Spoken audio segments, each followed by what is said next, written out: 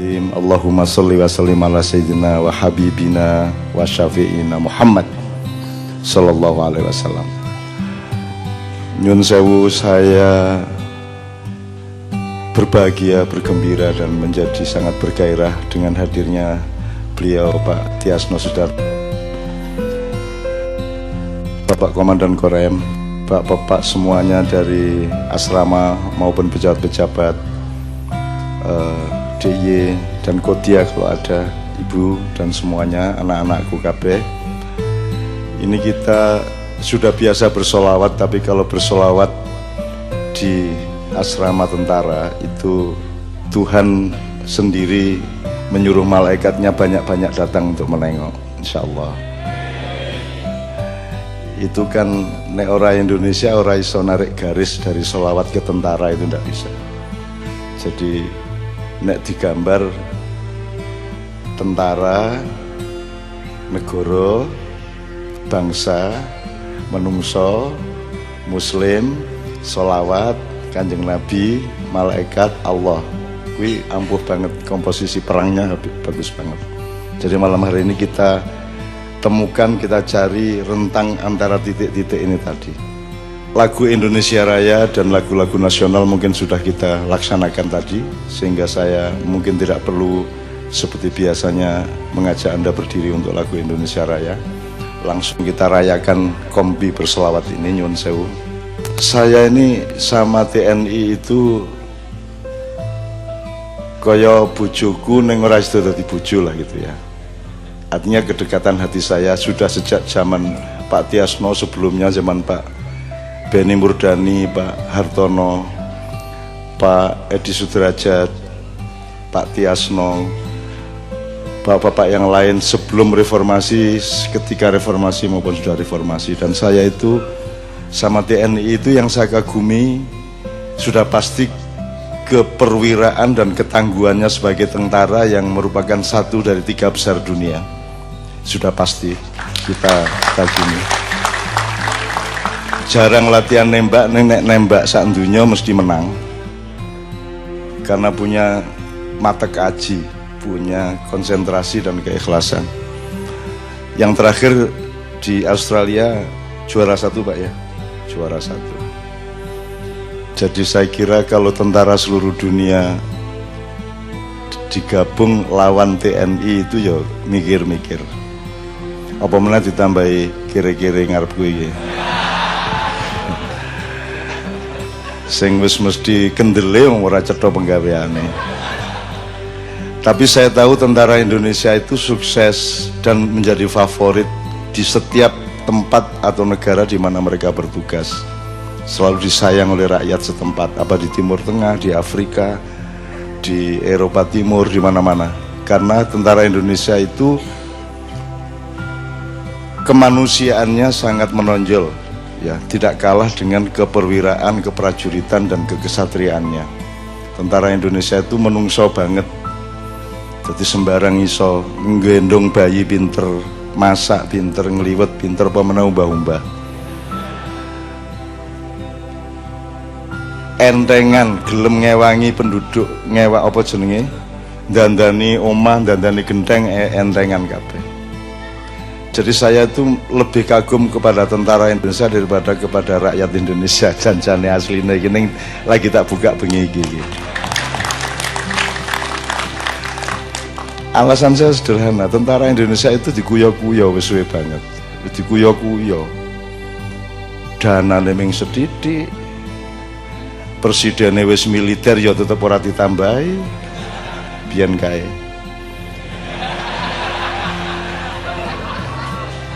Ya presiden yang sama itu pernah jadi danrem sini juga. Wis ora apa-apa kae, wis ganteng wis cukup lah wis.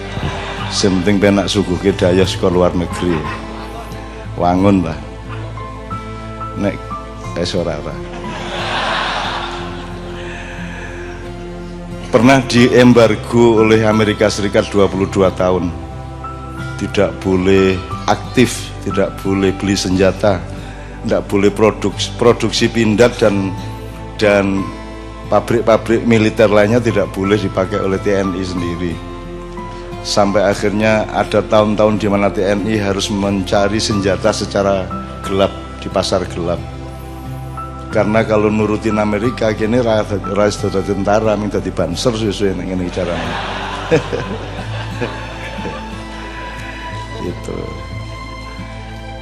Terus nasibnya di dalam negeri juga yang demenake ya mesake. Nek dibanding polisi iki wis kaya emas karo perunggu perlakuannya, karena TNI urusannya bukan keamanan di rakyat, keamanan dari di luar pagar, menjaga pagarnya negara, sehingga dia tidak langsung terjun dengan masyarakat, dengan kampung, dengan lalu lintas kendaraan dan seterusnya. Jadi TNI itu dari sudut gaji, dari sudut kesejahteraan itu betul-betul apa ya? Ya ora mesake ning ya mesake. Piye wis golek kata-kata angel tenan aku. Ya Allah. Dan sengsaranya itu dari situ saya kagum. Membuat tentara Indonesia itu sabar luar biasa. Bahkan para prajurit yang paling rendah pangkatnya pun luar biasa sabar. Aku kenal banyak Dan Ramil, aku kenal banyak prajurit-prajurit di bawah Pak Danrem.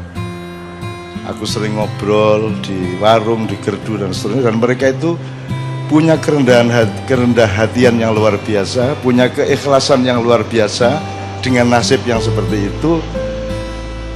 Sehingga saya menjuluki TNI itu kaum sabirin wal mukhlisin, kaum atau orang-orang yang dadanya penuh kesabaran dan keikhlasan. Bandingannya sederhana, aku sing dadi tentara, wis kira-kira sembuh ngamplung wong piro aku, tunyu wong piro wisane aku sing dadi iki kok tentara kok sabar, ya Allah. Jadi ternyata kalau Anda ingin menjadi orang yang masuk surga karena kesabaran dan keikhlasan, masuklah menjadi anggota TNI. Kira-kira Anda ning jopo ora iso berlatih keikhlasan dan kesabaran seperti Anda jadi anggota TNI. Ora iso. Di luar sana banyak kemungkinan untuk tidak sabar, banyak kemungkinan untuk tidak ikhlas, banyak peluang-peluang. Kalau tentara ora iso. Rino wengi tetap kudu berada di garis aturan militer dan betul-betul berlatih menjadi seorang pertapa yang tujuannya adalah menjadi mukhlisin, orang-orang yang ikhlas, dan sobirin, orang-orang yang sabar. Nah itu mengagumkan luar biasa bagi saya, di samping keterampilannya dan kehebatannya sebagai tentara. Saya sering kerjasama Pak di Aceh sama Pak Tiasno ini, saya sering kerjasama dulu zaman kue isih SD, zaman biyen lah, aku wis tuwa lah aku. Nah sampai hari ini saya alhamdulillah kok masih diterima oleh TNI, masih dianggap sedulur, masih dianggap pendamai di NKRI gitu. Matur nuwun sanget Pak Danrem, Bapak Kepala Asrama, Pak Tiasno, saya matur nuwun. Nanti kita sebelum beliau akan menjelaskan banyak sejarah mengenai Korem di sini yang lahir tahun 61, Pak Danrem juga saya kira harus nancep ke patokan-patokan keamanan dan karakter kita sebagai bangsa Indonesia di wilayah DIY. Tapi saya kira Pak Tiasno akan kita dengarkan pertama nanti untuk gampangannya memberi haluan garis besar haluan negara kita di sini sekarang ini gitu kira-kira. Soalnya saiki iki wong urip ki lak kaya wedhus. Nek biyen pastor-pastor, pendeta-pendeta kayak kan pameonya kan penggembala domba-domba yang tersesat. Dan selama sekian abad sejak Yesus lahir sampai sekarang itu mereka salah paham. Jadi mereka konsentrasinya pada tersesat kuwi. Padahal seharusnya pada kambing atau domba. Ngerti maksudnya? Domba yang tersesat larano, mosok ana domba tersesat. domba ya ora ana sing tersesat, domba ora ngerti kok sing bener sing ndi sing salah sing ndi sing dalan tekan sing ndi ra tekan sing ndi. Nek kambing itu adalah bagian dari takdir Allah, organisme Allah yang solid 100%. Kalau kita ini berjarak dengan takdir itu sehingga kita boleh berinisiatif sesuatu. Jadi tidak ada kambing yang tersesat. Jadi konsentrasi ini para pendeta, para ulama, para pemimpin agama itu jangan soal tersesat. Lah saiki lah oke sesat ngono gitu. Gue ya wis disesat kita iki. Pengajian nganggo jin. Pengajian kok celonone bedah, sok-sok katokan, sok ora karu-karuan iku rada tersesat. Padahal Pak Tiasno sebenarnya titik berat domba yang tersesat itu tidak pada sesatnya tapi pada dombanya. Maksudnya domba iku iki kudu ngerti nek kuwi depan karo wedhus. Dadi nek ana wong ora paham, nek ana wong ngafir-ngafirke kowe, nek ana wong sing ora cetha kaya pikirane, kowe garing ngomong oh pancen wedhus, wis piye meneh kan gitu kan. Memang domba kan gitu ya. Oke. Oleh karena itu teman sekalian, nanti Pak Muzamil sudah saya minta untuk bercerita mengenai Rasulullah sendiri adalah seorang prajurit. Bahkan beliau panglima perang. Seorang strateg yang luar biasa, seorang prajurit tempur yang juga luar biasa.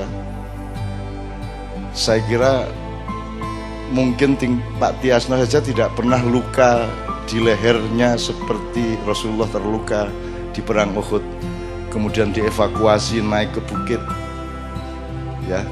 Dan kalau Anda napak tilas ke sana, kue melaku biasa, kue mendur bukit, kue wes butuh warung kopi telu.